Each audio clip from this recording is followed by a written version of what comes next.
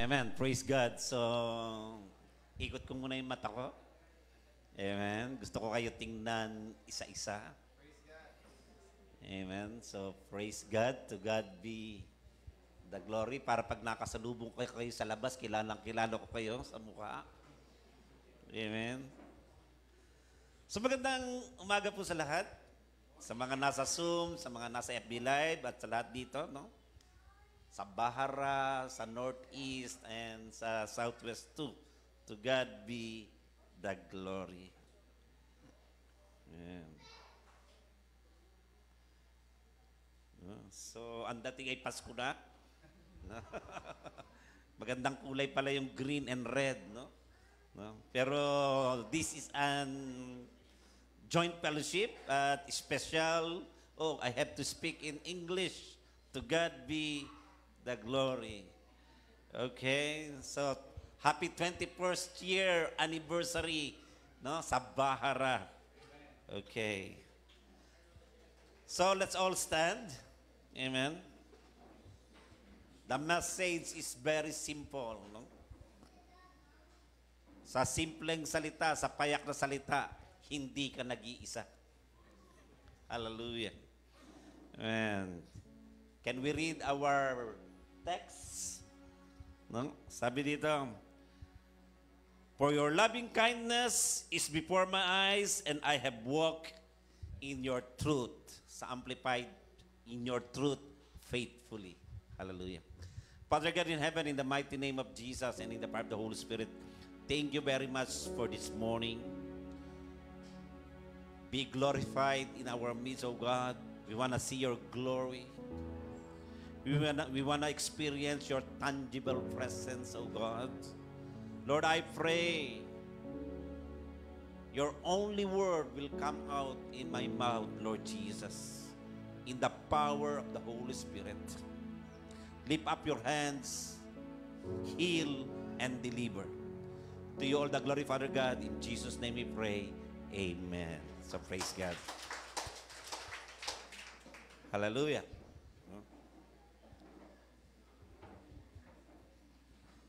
So as I meditate the text, the very text of this very morning, no, I have seen dalawang pattern siya. Hindi lang, it's not only one. No, may dalawang bahagi akong nakita, and I pray you will see it also and learn from our text, no, and learn from our what? Our team. Ano yung team? Parang hindi nyo nababasa. Ano yung team? I will never walk alone. And then so parang dalawang part siya. Amen? Parang phase 1 and phase 2. To God be the glory. I have read it. Ilang beses ko tiningnan yung team, no? So, the Lord told me, it's 2 parts. It's 2 phases. To God be the glory. So, dumako tayo dun sa first part. Sa first phase, I will never walk alone. No? Tell your seatmate, you will never be alone. I'm not alone. Then, tanong mo, available ka ba? Okay. So to God be the glory. It is a declaration. Kasi sometimes, well, it's okay to be alone, but it's not okay to be lonely. Many people are alone, and because they are alone, they are lonely. But for the children of God, no, you will never be alone, because Jesus is with us. Amen ba tayo doon? So it's a good declaration, and we have to claim it. I am not alone. I will not walk alone. Because even God, amen? Sabi niya sa Genesis, it is not good for a man to be alone. And God is very happy we agree. Amen? That's why I will make for him a help meet. To God be the glory. It's very hard to be alone. Amen? When I arrived here in Saudi Arabia, I'm alone in 1990. Amen? Nagkaroon ako ng alias eh. I have other name. Because I am alone, ang naging alias ko is Sure. Amen? You know why? Kasi lahat ng yumaya sa akin, everyone who invited me, I never say no. I said, sure. And it is true. Ayan na si Sure. Yayain mo ako kung saan sasabihin ko, sure. Ano mang gawin mo, yayain mo ako sasabihin ko, sure. No, early in 1990 in my Saudi Arabia, that is my alias, Sure. And it's very hard to be alone kasi sama ka lang ng sama. Amen ba tayo doon? And to God be the glory. Somebody prayed for me, somebody shared the gospel, and I accepted Jesus as my Lord and Savior. No? Sabi mo sa katabi mo, that's why you are here. Because somebody prayed for you, and Jesus loves you very much. That's why you are here. No, pag-usapan muna natin, to be alone is very hard. Maaring ang iba sa inyo ay, yes, we are together, we are in crowds, but sometimes you feel alone. And that is the problem. If you are alone and lonely, that is the problem. Amen? Even in Ecclesiastes. Amen? Yeah? In Ecclesiastes chapter 4, verse 9 to 12, no? Sabi doon, two are better than one, because they have a good return for their labor. If either of them falls down, now I want to start in verse 8. No? There was a man all alone in verse 8. No? Having neither a child nor a brother, no? Ibig sabihin, he's alone. In Amplify, sa Amplified yan, no? I have taken it in King James. There was a man all alone. He had neither son nor brother. There was no end to his labor. So he is alone. Anong ginawa niya? He just worked and worked and worked and worked. And he is not enjoying his wealth. He is not satisfied with his riches. Trabaho ng trabaho, accumulating wealth, work, accumulating wealth, work, accumulating wealth. But he is not satisfied. He is not enjoying his riches. Neither said he, for whom do I labor? Amen? Para kanina ba to? I am alone. No. It means to say, I will work hard, then when I die, I will just leave it to somebody else and they will just loose-tie it. Amen? They will just, what you call loose-tie, they will just lose it. Okay.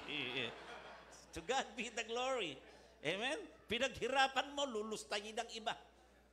Amen? It's very hard to be alone. It is written in Ecclesiastes. That's why in verse 9 to 12, two are better than one. Amen? Kung nandyan asawa mo, hawakan mo sa kamay. Amen? Praise God. No? This is not a message for wedding. Okay? Because they have a good return for their labor. If either of them falls down, one can help the other up. To God be the glory. Amen? Pag nadapa ka, when you fall down, somebody will lift you up. When you're down, somebody will lift you up. When you have a problem, there is a shoulder you can lean on.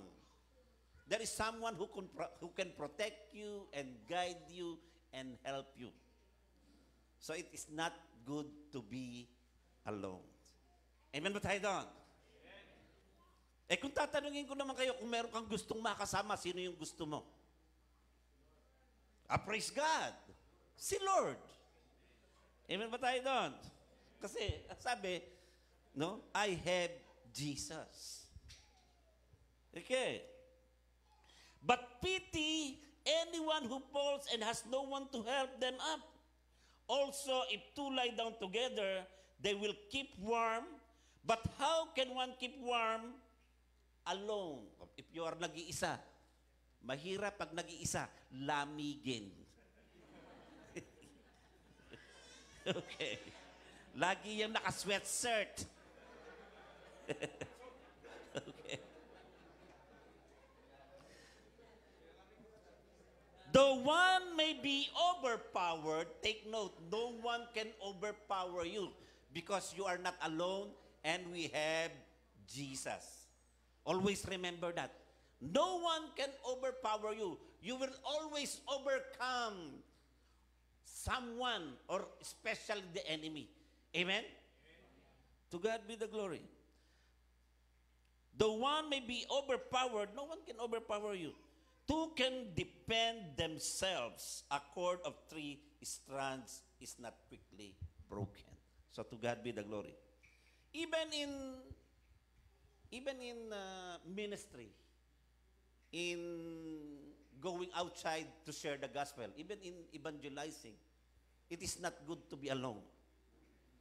Even though you are so anointed, you are so good in the word. No. No? Ang gusto ng Lord, may kasama ka. Amen ba tayo doon? In Mark chapter 6, verse 7, take note, no? Yung iba ayaw magsama. Amen? Oh, I will go there, I'm alone, and that is my cell group. I will conquer that place. No, it's not good. Amen? Because the tradition of Jesus, what Jesus taught us, you have to go with a body, with a partner. Amen? In Mark 6:7, and he called unto him the 12, and began to send them by two. Ask your seatmate, may 12 ka na ba? Amen. Kasi yun yung isa-send mo 2 by 2. And in Luke chapter 10, verse 1, no? He sent 72. In Luke chapter 10, verse 1, 72, kulang yung 12. Sabihin mo sa katabi mo, kulang yung 12 mo. Because in Luke chapter 9, he sent the 12. In Luke chapter 10, rumesbak. Ang daming hahayuin. Too many people, no, in the harvest field, no? After he sent the 12 in chapter 9 of Luke, in verse 10, in chapter 10, after this, sabi, things the Lord appointed other 70, no? The original is 72. Yeah. Oh, yes, 70. I'm sorry. Ayan, 70. Also, he sent them 2 by 2. Maaaring magtanong kayo, bakit 70? 70 speaks of all nation. Because in Genesis chapter 10, the original nation is 70. Amen ba tayo doon? It's there in Genesis chapter 10. The original nation, basahin mo doon, 70. Okay, to God be. It means to say, we have to evangelize and make disciple of all the world. No? Sabi mo sa katabi mo, now, get your own partner to conquer the world. So praise God. Yeah. Have you watched the movie? Kilala niyo si Clint Eastwood? Have you watched the movie Dirty Harry? Yung Make My Day? He is a detective. He is a very good detective. Amen? But he don't want to have a partner. Alam naman natin sa police, kailangan may ka-partner. Amen ba tayo doon? 2 by 2 no? Because lahat na nagiging ka-partner niya, no? Namamatay. Amen? Kaya gusto kang may kasama ng Lord kasi ayaw kanyang mamatay. Do we get that? Nakuha ba natin yon? So praise God. Sabi mo, hindi ka si Dirty Harry. Okay, so praise God. So let's talk about this, no? This guy who wrote Psalms 26. Because he is not alone. Amen? This guy is not alone, and this guy is David. To walk alone, we have to learn from this guy, David, a man after God's own heart. I will not talk, hindi na ako pupunta sa ibang Bible, no? Because sa ibang text, because it's too many to walk with God, no? Dito na lang natin kunin sa chapter 26. Okay ba tayo doon? So praise God. This guy walked in integrity and fully trusted God. Maaring sabihin nyo, si Pastor Ruben yun ah. Leader namin yun. Maaring sabihin mo, sana ako rin. Maaring sabihin ng iba, sana all. Pero ako, ang sasabihin ko ngayon sa inyo, dapat all. Sabi mo sa katabi mo, dapat all.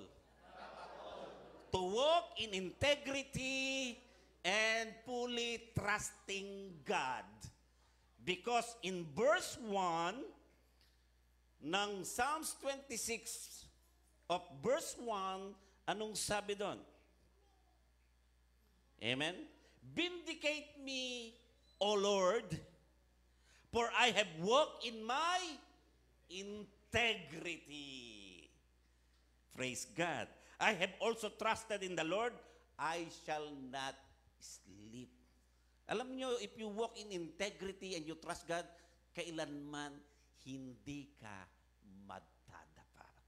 Pwede kang matisod, pero sasaluhin ka ng anghel. Amen ba tayo doon? Anong verse? Psalms 91. For he will charge his angels over me. Amen? So that my foot will not slip. Para hindi ka matisod. Matisod ka man, sasaluhin ka ng anghel. Why? Because God is with us and we have Jesus. If you have Jesus, to God be the glory. No, nagkalat yung ministering angels to serve you. Do you believe that? It is written. Amen? In Hebrew chapter 1 verse 14. No? This spirit, the ministering spirit, these are angels, no? Are sent to minister to us, to serve us. To God be the glory. Amen? So ano ba ibig sabihin ng integrity? Sabihin mo sa katabi mo, from now on, walk in integrity. Amen? Walk in integrity. Trusting God fully, and you will never sleep. Hindi ka madadaya, hindi ka matitisod, hindi ka mabubudol-budol, hindi ka maloloko. Amen ba tayo doon? Ano ba ibig sabihin ng integrity? The quality of being honest. Simple lang pala eh. Honest lang pala. Amen? And having strong moral principles. Alam niyo, pag ibig sabihin ng moral, moral is very easy in Tagalog. Sa payak na salita, sa simpleng salita, ang ibig sabihin ng moral, katanggap-tanggap. Acceptable sa lahat. Ibig sabihin, tama yung ginagawa mo. Amen ba tayo doon? Pag sinabing immoral, ang nasa isip natin kagad ay ano? Sexual immorality, babaero. No. Amen yun. Pero sa simpleng salita, pag sinabing immoral, lahat ng bagay na hindi katanggap-tanggap. Magdabog ka, hindi katanggap-tanggap yan. Sumigaw ka, lakasan mo boses mo, hindi katanggap-tanggap yan. Amen or no amen? Magtaas ka ng kilay, hindi katanggap-tanggap yan. Amen? Nagpipreach ako dito, nakikipagkwentuhan ka dyan, hindi ka tanggap-tanggap yan. Nagpipreach ako dito, natutulog ka dyan, hindi ka tanggap-tanggap dyan. Amen. Yun ang immoral. Lahat ng hindi ka tanggap-tanggap, immoral.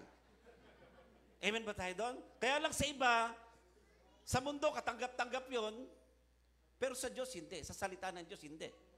Amen? Dati, pag playboy ka, sikat ka.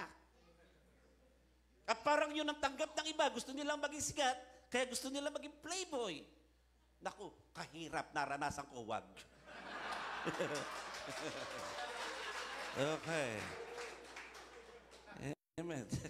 Sumiba ako si Malo. Hindi ka tanggap-tanggap. Amen? So to God be the glory. Number 1. Amen?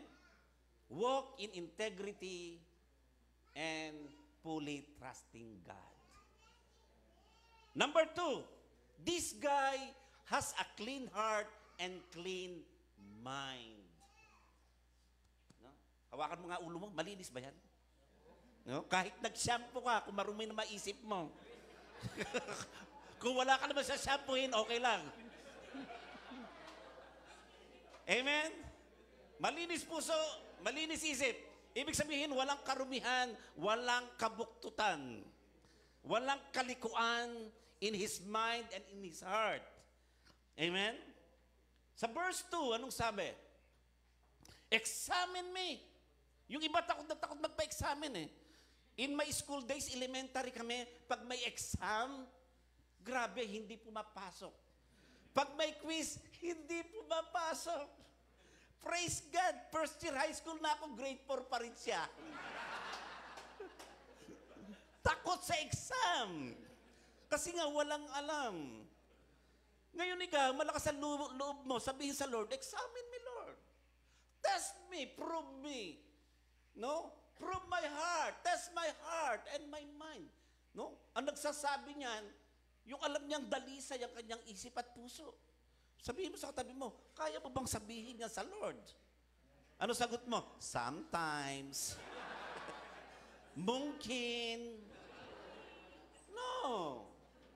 Si David, ilang beses sinabi yan. In Psalms 139, sinabi uli ni David yan, test my heart. Kinakanta nga natin yun eh. Siyasatin mo, Jesus, ang puso ko. Amen ba tayo doon? Ang malakas magpasiyasat ng puso, yung talagang dalisay ang puso sa Lord. Amen ba tayo doon? Alam niyo ba yung kantang maalaala mo kaya? Amen? Nung meditate ko to, pinaalala ng Lord yung kantang maalaala mo kaya. No? In English, will you remember? No? Duet ito ng magkasintahan eh, or ng mag-asawa na eh. Sabi ng Lord, ang sabi ng babae, maalaala mo kaya ang sumpa mo sa akin? Sabi mo yung pag-ibig mo hindi magmamaliw? Tutulain ko na lang. Pag kinanta ko, baka umalis kayo eh. Anong sabi ng lalaki? Ito, kakantahin ko para kay Malu. Kung nais mong matanto, buksan ang aking puso, tanging larawan mo, dati ang do'y nakatago. No? Hanggang ngayon. Pero ngayon, buksan mo puso ng bawat isa, sino nandyan? Si Lord. Tinanggap natin si Lord eh. Sabihin mo sa katabi mo, handa ka bang magpasiyasat ng puso sa Lord? Amen? So, simple lang. Amen? You walk along in integrity, trusting God with a clean heart, with a clean mind. Ano mangyayari after that? No? You will see, experience the loving kindness of God in verse 3. This guy is experiencing and seeing, enjoying the loving kindness of God. Do you like that? Ba ako gusto ko yun. Experiencing, seeing, enjoying the loving kindness of God. No? This guy has experiential knowledge of God. Experiential knowledge of the mercy, the grace, and the love of God. With all the goodness of God, nararanasan niya. Gusto mo ba yun? Ba, gusto ko yun. Amen ba tayo doon? So praise God. Amen. Number 4. For example, hindi ka lumalakad sa integrity. Hindi ka nagtatrust God. For example, you did not accept Jesus as your Lord and Savior. Sabi sa katabi mo, talaga bang tinanggap mo na si Jesus? Kung hindi pa, tanggapin mo na. Mamaya, bago mag-closing prayer. Amen ba tayo doon? Naku, sabi mo, pag tinanggap mo si Jesus, tiba-tiba ka, may balot ka pa mamaya. Okay. Pag hindi ka naniwala kay Jesus, hindi mo tinanggap si Jesus, ito yung masakit. Kasi I have Jesus eh. Amen? So dapat ma-experiencehan natin si Jesus. Pero pag hindi ka naniniwala kay Jesus, anong sabi sa John 3:36? Amen? Anong sabi doon? No?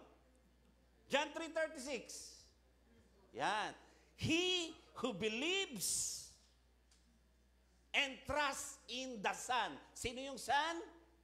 Si Jesus. And accept Him as Savior. Praise God. Ang ganda ng regalo mo. Ano regalo mo? Eternal life. No? That is already possesses. Meron ka na kaagad eternal life. Ligtas ka na kaagad. You believe, you accept Jesus as your personal Lord and Savior. Ang tanong, ang masakit, yung but. Amen? Iiwasan mo yung but na yan. Amen? Ayan. But he who does not believe the Son and choose to reject Him, disobeying Him, and denying Him as Savior will not see eternal life, but instead, the wrath of God hangs over him continually. Sabi mo sa katabi mo, lagi kang may hangover. Your hangover is what? Continually wrath of God. Ba, tanggapin mo na si Lord. Amen ba tayo doon? Palakpakan natin si Lord. Amen. Amen. Praise God, no? Yan.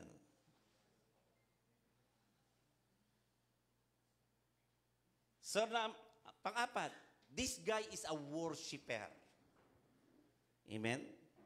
Maaaring sabihin mo, si Aijen yun, yun yung mag-ina, si Pastor Imelda yun, at saka si Aijen yun, worshiper yun, yung pamilyang yun, worshiper. No. Dapat all worshiper. Amen ba tayo doon? Ba? Simple lang ang pag-aaralan natin. Kailangan integrity, you trust God.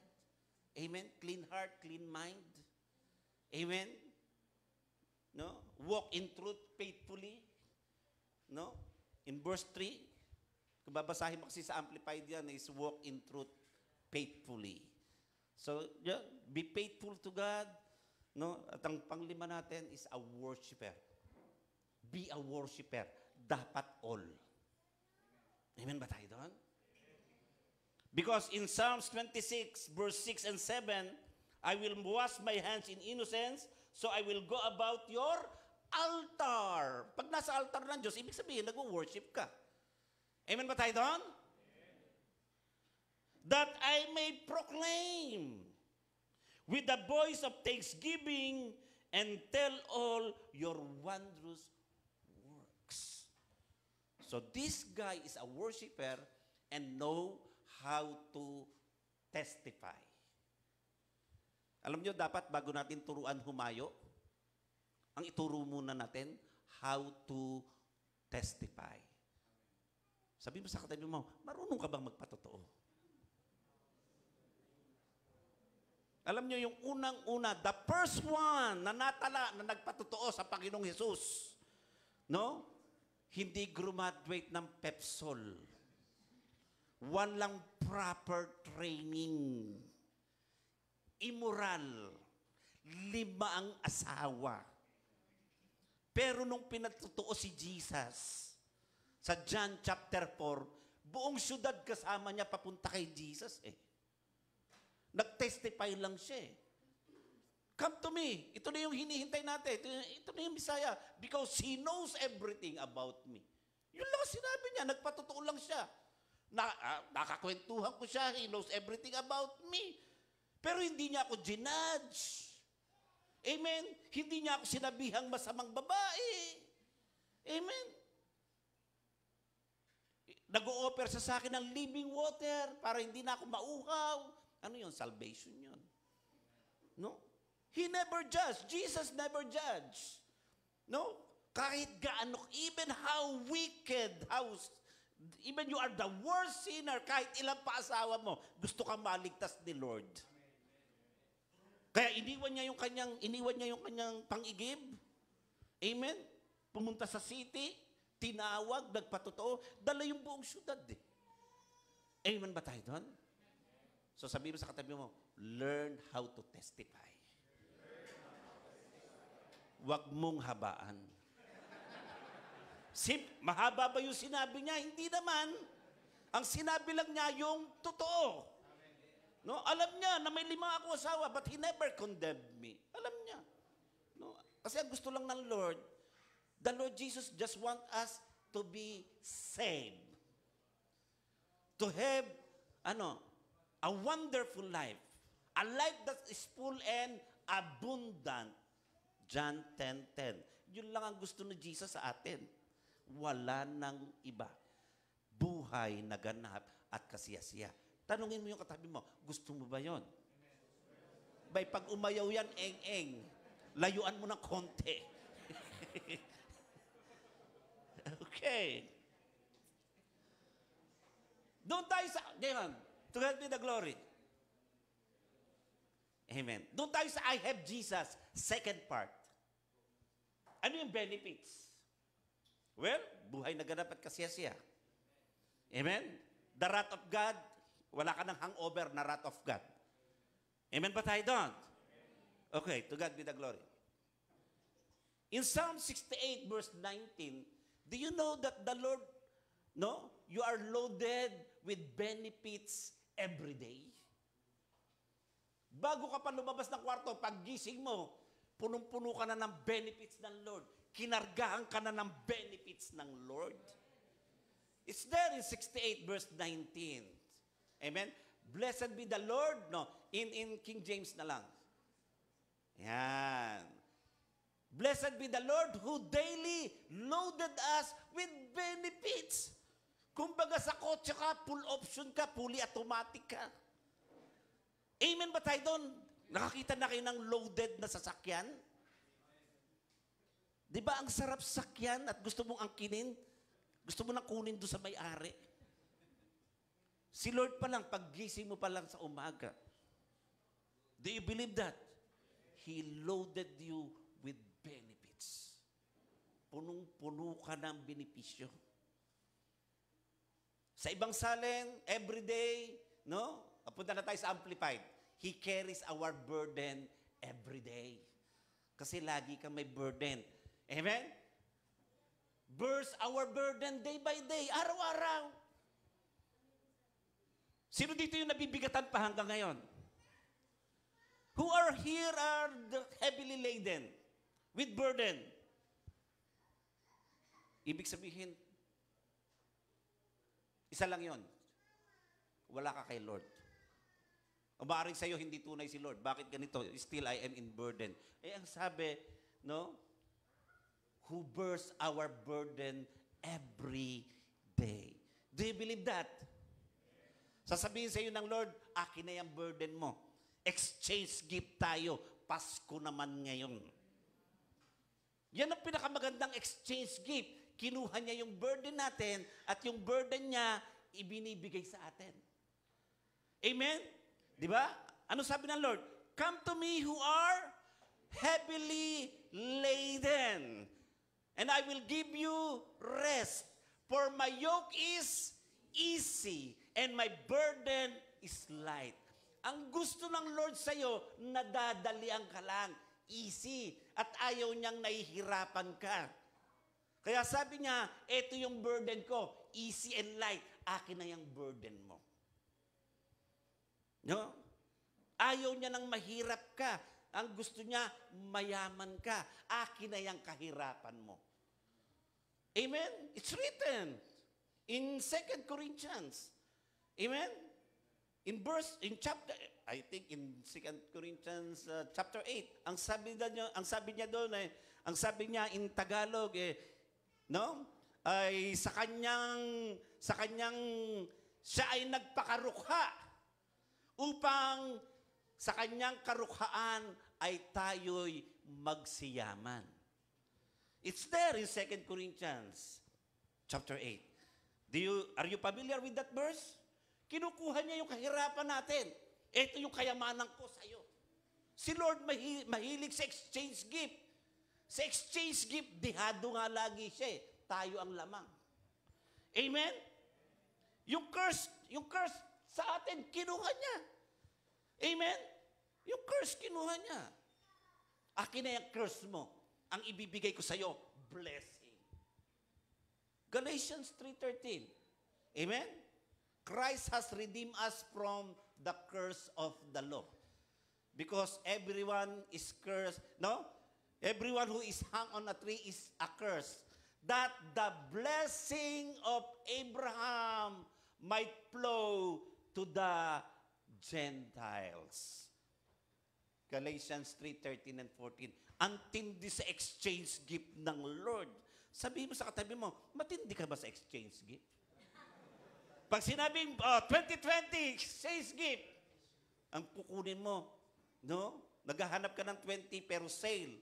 Ito, 20 to, kaya lang sale, nakuha mo ng 10, nakamura ka nga. Pero, hindi ka naman nag-break ng law. 20 pa rin yun. Naghanap ka nga lang ng sale. Wala kang makitang sale na 20 reals, saan ka pupunta? Sa Haraj. Ano pa yung in-exchange gift niya? Ayun, yung curse. Akin na yung curse mo, at ito yung blessing. Pag sinabing blessing ni Abraham, grabe. Si Abraham kinatakutan sa sobrang yaman. And then the gift of multitudes. Amen ba tayo doon? Ang sabi ng Lord in blessing I will bless you. Descendants mo kasing dami ng bituin. Amen? You will become a father of many nations. No? You will become a blessing to many nations. Yun ang blessing. So pag bless ka ng Lord, gusto niya maging blessing ka sa many nations. Yun ang pinadadaloy niya sa atin. Kasi we have Jesus. Kaya pinag-uusapan natin exchange gift, kasi sabihin mo, parang malaki matanggap ko sa iyo. Kasi magpapasko na. No. Hindi ganun yun. Para talagang makilala natin si Jesus. Amen? Siya yung unang nakipag-exchange gift. Kung babasahin natin to, napakaganda. Christ has redeemed us from the curse of the law. Amen? Being made a curse for us. Yung sumpa mo, inako niya. Ako na lang, ako na. Lahat ng curses mo, ako na. Akin na yan. Exchange gift tayo. Kasi lahat ng ibinitin sa puno is a curse. Dapat tayo yung ibibitin sa puno kasi makasalanan tayo. Amen ba tayo doon? We are supposed to be the one to be hung there on a tree. May lubid sa leeg o nakapako sa puno. Amen? But Jesus take it. Jesus took it. Amen? What? Why? Amen? In verse 14, anong sabi? That the blessing of Abraham had come to the Gentiles. No? Gentiles, nations. Amen ba tayo doon? Lahat ng nasyon, para dumalo yung blessing niya sa lahat ng nasyon. Amen ba tayo doon? That we might receive the promise of the Spirit through faith. Pati yung promise, no, matanggap mo through faith. So palakpakan natin si Lord.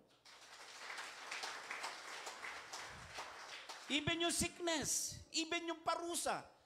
Amen ba tayo doon? Yung latay na para sa atin, inako niya. Amen? Yung sakit natin, inako niya para magsigaling tayo. Amen or no amen? So to God be the glory. Amen. No? So praise God. Psalm 68 verse 19. Blessed be the Lord, daily loaded us with benefits. To God be the glory. Punong-puno tayo ng benepisyo. Amen ba tayo doon? Kung iisa-isahin natin yon, no? Lahat tayo dito malilipasan ng gutom. Pero meron tayong kailangang alam na alam natin. Simple lang, 6 na verses lang, kabisaduhin natin. Nandun yung matinding benefits. Psalms 103. Amen? Ang sabi doon, bless the Lord, O my soul, and all that is within me. Lahat sa'yo, purihin mo si Lord. Amen? Why? Kasi nasa iyo si Lord. No? Because we have Jesus. Parang hindi kayo masaya. Sabihin mo, I have Jesus. And I will bless Him. And all that is within me, I will bless Him. Kasi yun ang sabi, bless the Lord, O my soul, and all that is within me. Bless His holy name. Bless the Lord, O my soul. Ano pa? No? Sa verse 2, yan na matindi. Bless the Lord, O my soul, and forget not all His benefits.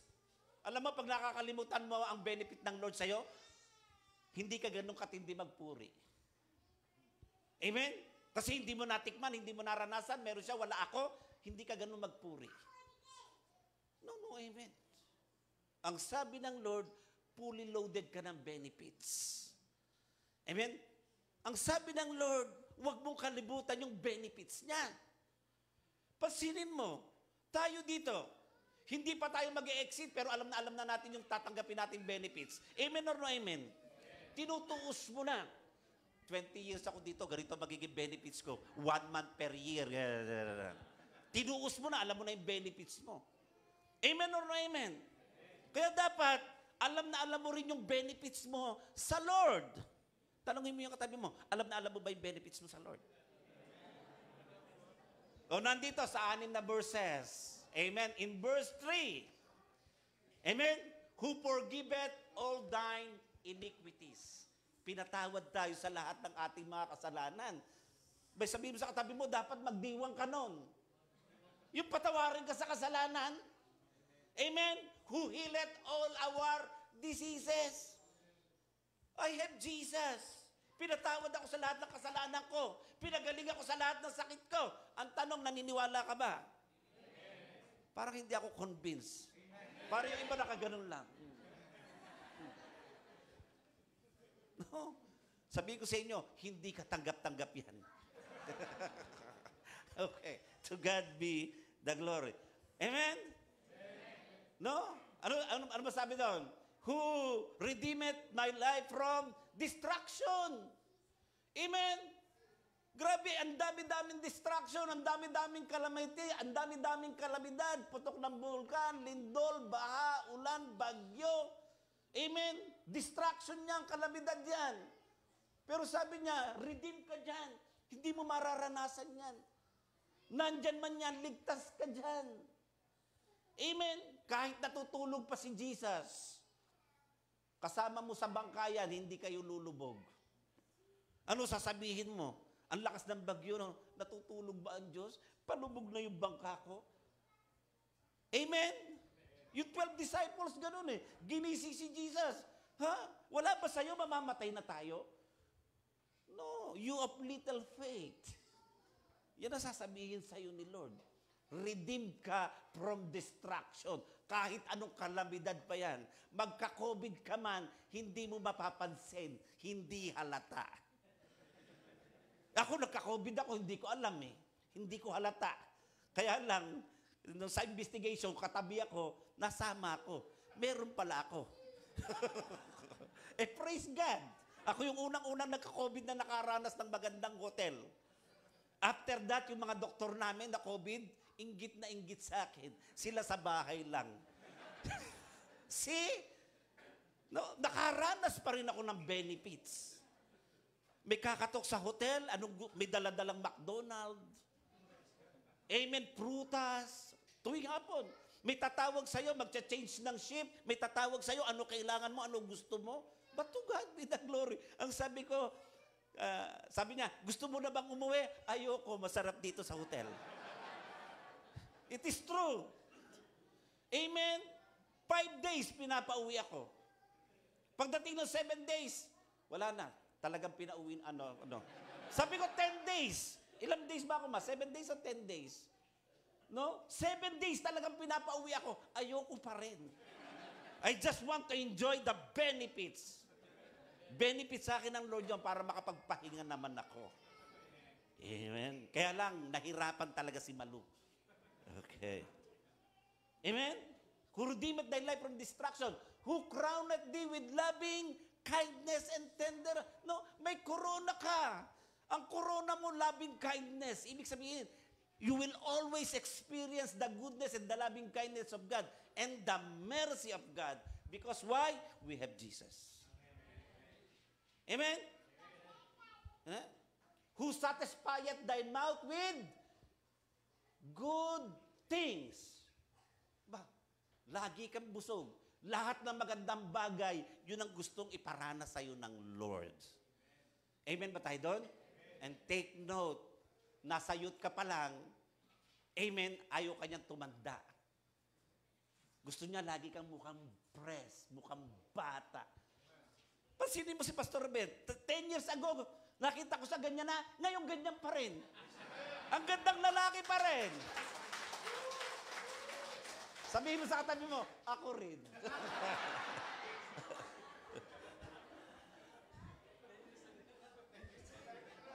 10 years ago, ganyan ang kagandang lalaki yan. Ngayon magandang lalaki pa rin. Amen? So to God be the glory. Ganon pag nasa Lord. Gusto mo ba yon?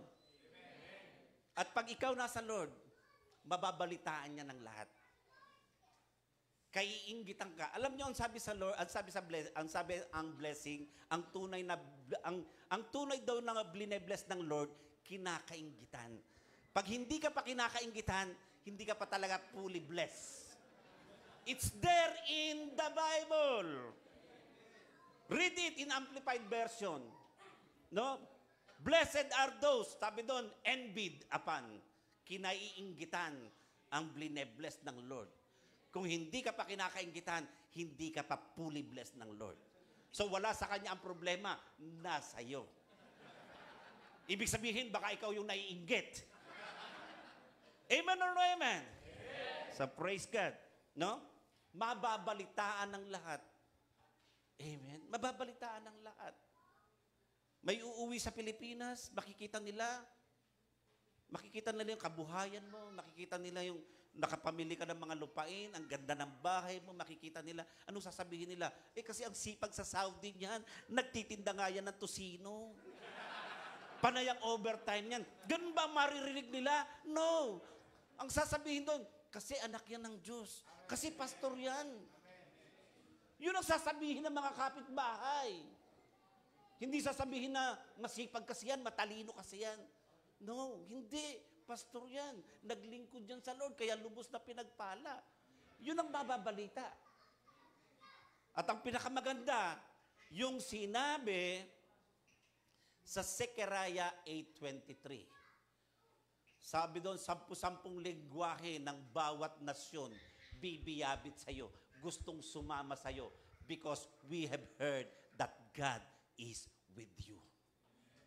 Because we have heard that Jesus is with you. Pakita nga natin yon. Amen? Ang sabi dyan, let us go with you. We have heard that God is with you. 10 nasyon ang bibiyabit sa iyo. Kasi makikita nila na you have Jesus. Tayong lahat ay tumayo. May natutunan ba tayo? Amen. Lalakad na ba tayo in integrity? Amen. Trusting God? Amen. Worshipper? Amen. Experiencing the loving kindness of God? Amen. Pure in heart and pure in mind. To God be the glory. Loaded tayo ng benefits. Kaiinggitan tayo. Hindi ka nahahayo. Sasama sila. Because we have heard that Jesus is with you. That God is with you. Kaya pala, super blessed ka. Hallelujah. Father God in heaven, in the mighty name of Jesus, in the power of the Holy Spirit, marami pong salamat sa gabing ito. Tunay nga, we have Jesus. Nasa amin ka, Lord, Panginoon. Wala kaming hangover ng wrath of God. Ang mararanasan namin, your goodness, your loving kindness, your mercy, O God. At ang sabi mo, Lord, in your fullness, aangkinin namin.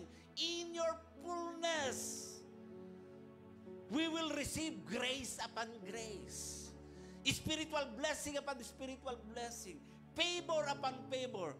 Gift heaps upon gifts. Ang sabi mo, isang tambak na regalo. At may darating pang isang tambak na regalo. Araw-araw. Yan ang sinabi mo sa iyong salita at pinananampalatayaan namin. Because we have Jesus. Thank you, Father. Thank you, Father, sa buhay na ganap at kasesya. Thank you, Lord. Sapagkat ang elite force, you will continue to bless and to multiply them. And when they testify, when they preach the gospel, oh God, ang sabi mo, you will never leave us nor forsake us. Ang sabi mo, when we release your word, you will confirm it with signs, wonders, and miracles. So be it in elite force, oh God. At ang sabi mo, you will be with us till the end of the age. So be it, oh God. We are here to serve you and glorify you and display your power and splendor to all people. And bring them to your kingdom so that they may also accept you as their Lord and Savior and enjoy your goodness. Salamat po sa Bahara for 21st year anniversary at marami pang iba darating na anniversary at marami pang kaluluwang darating sa kanila. Even in Northeast, even in Southwest, oh God. Continue to bless their network leader, oh God. Pastor Ruben and Pastora Imelda, oh God. Oh, hallelujah. Bless them mightily, oh God. Oh, hallelujah. Even his primary 12, oh God. Bless them mightily, oh God. Make them a blessing to many. Salamat, salamat kay buti-buti mo. Salamat, for you have crowned us with beauty, oh God. You have given us the oil of gladness, oh God. And you have clothed us with the garments of praise. To you all the glory, Father God. In Jesus' name we pray, in the power of the Holy Spirit. Amen and amen.